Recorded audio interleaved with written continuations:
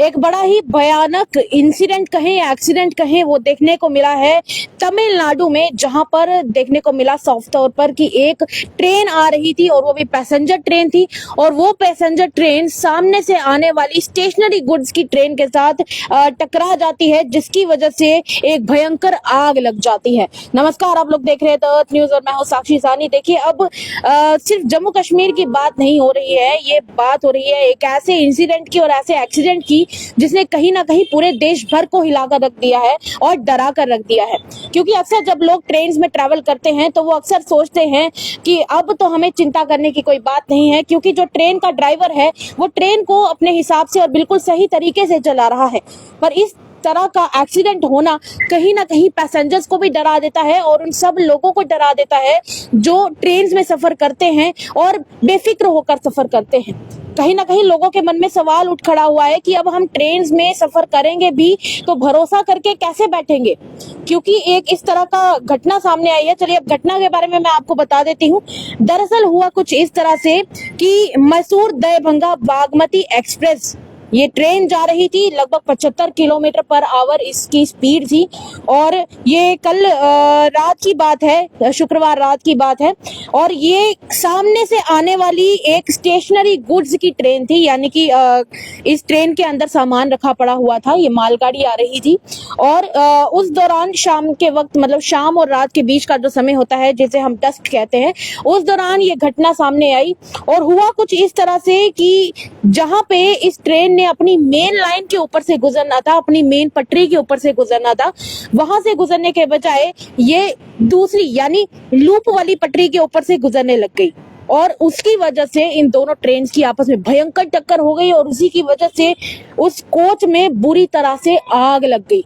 बुरी तरह से आग लगने की वजह से काफी सारे लोग वहां पर बुरी तरह से घायल हो गए थे।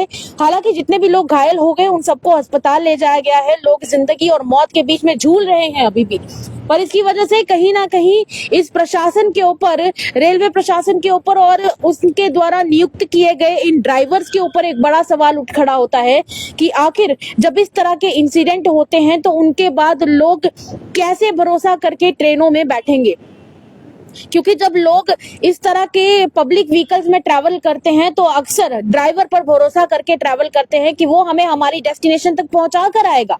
पर इस तरह की इंसिडेंट और इस तरह के एक्सीडेंट्स लोगों के मन में कई तरह के सवाल उठाकर खड़ा कर देते हैं। और जिस तरह से ये भयानक आग लगी है, अभी भी पता नहीं, एग्जैक्ट नंबर सामने नहीं आ पाया है कि कितने लोग उसमें बुरी तरह से घायल हुए हैं। फिलहाल किसी के डेथ का अभी आया नहीं है कि किसी की मौत हुई है या नहीं हुई है, पर अभी भी बड़ी बात यह है कि एक बड़ी तादाद में उस कोच में बैठे हुए लोगों की जान के ऊपर संकट आ गया।